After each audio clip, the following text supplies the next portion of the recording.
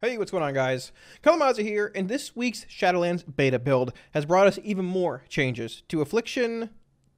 I guess you can say Demonology and Destruction, even though a lot of the changes today were sort of focused around Affliction. And similar to the last 2 weeks' builds, there also was an undocumented change today. However, that is actually a buff to Aff. So I want to talk about these changes, what they mean, and honestly, I feel some of them are being downplayed a little bit. The fact of the matter is that a handful of them are PvP based, but these are some relatively strong buffs, changes, even though most of them revolve around Affliction. There's one or two generic changes that revolve around Dark Pact, Howl of Terror, which technically do affect all three specs. I wanted to talk a little bit about them today, what they mean for us heading into Shadowlands and Castle Nathria. All my Week Warriors profiles, add-ons you see here, if you're interested in any of them, are available to you for free on my Twitch if you want to swing by and drop a follow, hang out, and ask any questions anytime. So, let's get into this video and start off with some of the Affliction changes first, because some of these, honestly, are pretty spicy. Okay, so the first change that was, I guess, made today is more or less a tooltip correction to Malefic Rapture. It says, I guess now, your damaging periodic effects erupt on all targets, causing 364 shadow damage per effect. So essentially they removed the within line of sight clause on Malefic Rapture. Now, if you were watching, or if you'd seen the video like a couple weeks ago that I put out when they changed this tooltip before, you're technically able to cast Rapture while LOS of your target, but Rapture won't deal any damage. So what we can do here, I'll put up Agony on this. Agony's not showing actual damage when it ticks on mobs, but it's still here, you can see it. So we can cast Rapture. We can confirm that by our legendary proccing if we were actually wearing it. Either way, it's fine. You can see the Rapture cast here, visually, right? You can see the damage as well. There's the purple lightning, and there's the damage event, 503. If we shift over here, though, we are not LOS on this target. Like this is not LOS, technically. Dot's still rolling. Rapture. There's no damage-based event here, but I can show you when we drop combat, Rapture's still casting, obviously. It's still triggering. When we put on our actual Rapture-based legendary, the one that increases Drain Soul's damage depending how many times you cast Rapture, you'll see that it is indeed still working, technically. There's a dot rolling here. We're going to have 2 stacks of the Weak Warrior here, right? Or of the actual legendary, because it's bugged. It should be giving 1 regardless.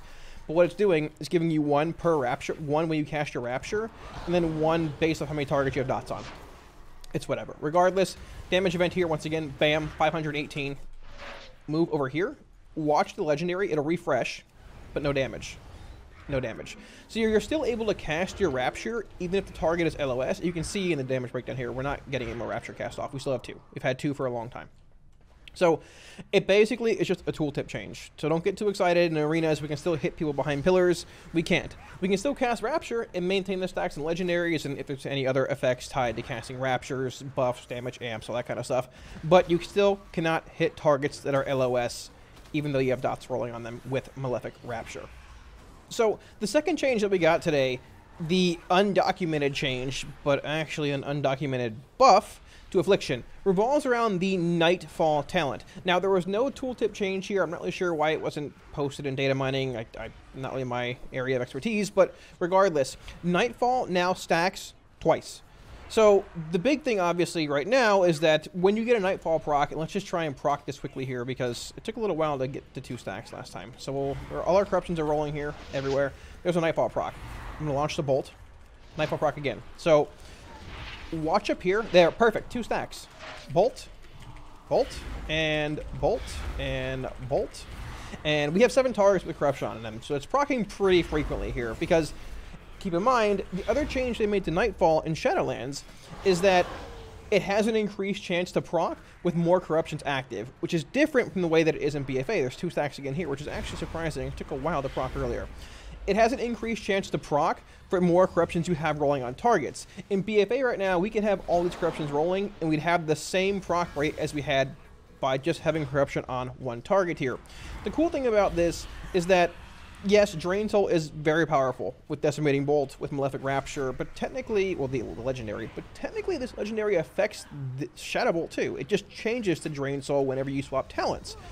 So there were a handful of fights in raid testing. Something like, we had Council of Blood, for example. I believe we tried it somewhere else too. I'm not sure exactly where. But regardless, there were a handful of fights where there was a lot of frequent movement, unpredictable movement in a sense, where I felt that Nightfall could very well gain value, Council of Blood being one of them. But one of the issues was, even with all the random procs and things, trying to juggle multiple dots on 3 targets, or even just Agony on the other 2, and full Siphon Life, Haunt, Drain Soul builds, or Shadowbolt Nightfall builds, I guess, on the priority target, was a bit of an issue. Yes, you can just actually launch your Shadowbolt, it's fine. It doesn't have any cast time, but still, when you're trying to maintain 5, 6, 7 dots, Haunt, Drain cycles, or I guess Rapture cycles, you can say, with your Legendary effect, it became a bit challenging, even to weave in every Shadowbolt proc that you got. But having it stacked to 2, it's a pretty big buff. I'm surprised it wasn't data mined today, but it's a step in the right direction for Affliction. With the changes to Nightfall, having it, you know, proc more often with multiple corruptions rolling, it's a good change, a good undocumented change, a buff, and a step in the right direction to addressing the inherent power level differences in this first row here. So the third change that was made today was made to Deathbolt. Now, before you guys get excited here, Deathbolt is still a PvP talent. It wasn't made a PvE talent or anything like that. It's still one of your PvP choices. It was nerfed from 60% of the total damage over time rating on your target to 40%, and the actual casting cost was increased to 3 soul shards from just a base amount of your mana. It's a pretty big increase resource-wise to what Deathbolt cost, but listen, I don't PvP anywhere near as much as I PvE, but from what I had heard, Deathbolt was hitting pretty hard, and it also has a cast time. Oh, and a new graphic. But it hit for 4,000 damage there, which at this point, like, is a pretty substantial bit. So, still 45-second cooldown, cost 3 shards, but hits pretty hard. PvP is not my area of expertise, like I said, but hey, you know, let's be real here. Even just over the course of an actual battle for Azeroth, Deathbolt sort of became a set it and forget it kind of talent or ability. You'd hit it and whenever you had it off CD for the most part, unless you were going into a dark lair window. So having a bit of extra play, a bit of extra just, I don't know, I guess thinking, having to like sort of plan your Deathbolt usage is actually pretty cool. I think it is a interesting, hopefully impactful change in PvP, depending on how the damage ends up being long term heading into Shadowlands. So, seeing as how a lot of the changes today I mentioned were about PvP, there's one that, as I mentioned, a lot to me when it comes to, hey, this is what AF needs, or I guess is more or less a quality of life improvement, maybe a bit of a bump in its overall damage in PvP, arenas, whatever, what have you. The change they made, another change they made today, was a pretty substantial buff to Unstable Affliction's damage that it deals if it's actually dispelled. They basically increased the modifier from 900 to 2,000. Now, I haven't done any arenas PvP in Shadowlands really for the most part, so jumping into an arena here, I probably really wouldn't be able to see the difference a whole lot. But I can tell you that from what I've heard, people are saying it's pretty impactful. Now, I am playing with Rampant Afflictions here, and technically, you know, dispelling 3 targets at once, barring something like a mass kind of effect, probably be a bit interesting in arenas, to say the least. But the fact that it's hitting harder is pretty awesome to see. It has been one of, if not like the main thing that's been brought up to me on stream and most of these video comments. Really just everything like that. That Deathbolt graphic is so cool. Just the fact that it doesn't make a difference if UA is dispelled. The damage it deals is not that impactful, and the silence can sort of be played around. Well, with that much of an increase, that substantial of an increase, I hope that it helps at least make Affliction a bit more relevant in arenas, PvP, everything like that. However, I will say that is not the change that I am most excited about for AF in PvP. There's one more, and it's a new talent. Rapid Contagion is a new talent that costs 3 soul shards on a 15-second cooldown. For the next 15 seconds, all of your periodic effects occur 30% more often. So, this is 3 soul shards, similar to Deathbolt. What this is not saying, this is not the same thing as Creeping Death. So I'll dot this up here. Let me actually change from Absolute Corruption to Siphon Life here so we can just see the actual dot damage difference. So this is not the same as Creeping Death. This is not going to decrease the actual like remaining duration of your dots or anything like that. What it's going to do is, from what I can understand and everything, essentially just make them tick 30% more often. So I guess to clear his ACs have to log out. It's whatever. Regardless, we go into this, I mean, Agony, Corruption, Siphon Life, just into a normal opener. Yes, this is PvE, not really PvP, but regardless, put up your UA, we can just Dark Lair, pop this actual effect, you can see the dots ticking faster and faster here. You can also see the cool visual effect that it brings, but 15 seconds for a cooldown on something like this is really impactful. We essentially have the same shards, enough shards to cast it here again. Like, we can just go right into it again, 3 shards. It's an instant cast, no actual cast effect on it. It's incredibly impactful. And the fact that it's ticking 30% faster also means you're generating shards faster. This talent is exceptionally strong. When it comes to PvP, I wish... One of my biggest hopes from this actual change today is maybe, to some extent, Blizzard looks at giving us some version of this talent, something like this in PvE. I mean, I know this is probably pretty excessive, pretty insane on, like, large AoE-based situations, but, I mean, even if we had something similar to this in PvE instead of Dark Glare, where our dots, you know, essentially flared up and dealt X damage, you know, I mean, you can see how fast we're doing damage here in a sense, like, every minute or so, you know, whether it's synced with Dark Soul or not. It would be incredibly impactful. This feels very similar to the Malefic Grasp effect that was talked about in early alpha, I believe the first build. It's sort of like a single target damage increase as well as an AoE one, depending on what you want to do. It's incredibly impactful. I don't PvP a whole lot, but Rapid Contagion really has me wanting to PvP more in Shadowlands. This effect is really, really cool. It has Malefic Grasp-esque feel to it. It's awesome. Wanted to buy Rapid Contagion for PvE as well. Now, the last 2 changes here are sort of the generic ones, like I mentioned at the start of this video. Everything else has really been focused around Affliction, mostly in PvP, but there's some PvE implications. These 2 go across every spec. So the first change they made was making Howl of Terror instant cast, which is actually something that I had mentioned on stream. Like, it just feels like it should be for the most part. The issue here is that whether you're playing Destro or not, Mortal Coil is pretty strong. A 20% heal with an in cap on a 45-second cooldown is really big. If you're playing Destro, you can havoc Mortal Coils on 2 targets for a good bit of healing, just breathing room.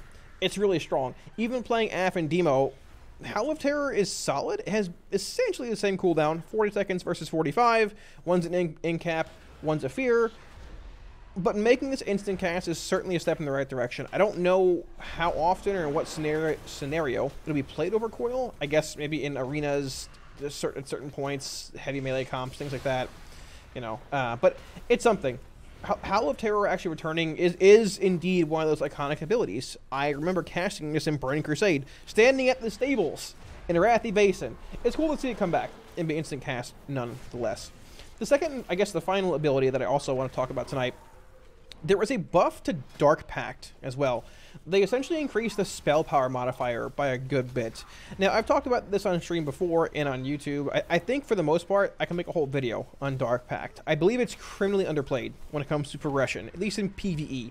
I don't know to what extent it's really played in PvP, but I think it's criminally underplayed. There are a handful of fights normally through almost every raid tier. Even looking at BFA, I can give you an example. I mean, Champion of the Light, Grong. Fights where you don't really have a whole lot of use for Burning Rush, in a sense. There's just not a whole lot of movement. You're in a small, compact, relatively contained area, and the 1 minute CD, I always think this is 45 for some reason, is really, really strong. Even looking at Eternal Palace, for example, you couldn't use Burning Rush underwater with Blackwater Behemoth. Lady Ashvane was a large-ish area, but you could actually traverse it using gateways and circles pretty well to soak corals or cut corals, whatever. Dark Pact was low-key really strong. Here on Queen's Court, it was incredible. You could Dark Pact and UR at the same time to solo charges.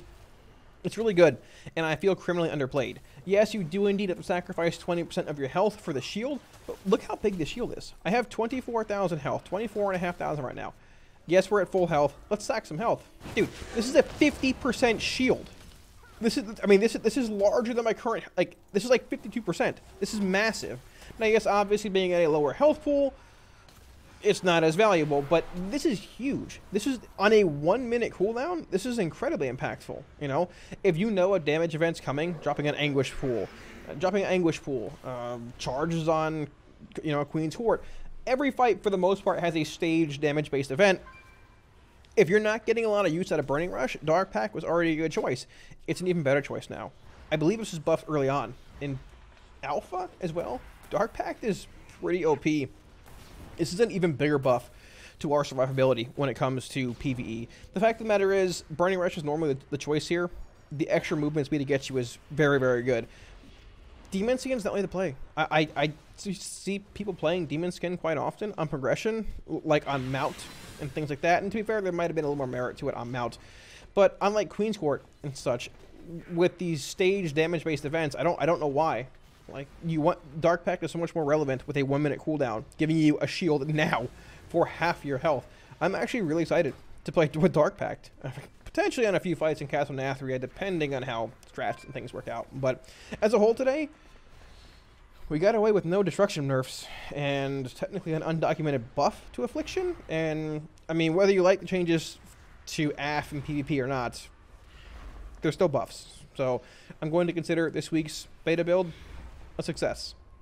That's about it, dudes. Thanks for watching the video, and I hope it gave you all a better understanding of today's Warlock changes in this week's Shadowlands Beta build. Now, like I said, I don't really know why the Nightfall changes are undocumented, but I'll take it. The last two undocumented changes have been pretty big nerfs to Demonic Consumption, and then Malefic Rapture. So at this point, we dodged a bullet with Destro not getting nerfed yet. It's probably going to happen.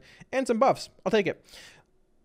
Let me know what you guys think, really, about the PvP talent changes and just how AF is as a whole in PvP in the comment section below. As mentioned, I don't really do anywhere near as much PvP as I do PvE rating Mythic Plus, but I'm curious to see what the overall feedback and just general consensus is on these changes, what people think it really does for Afflock in arenas, whatever, what have you.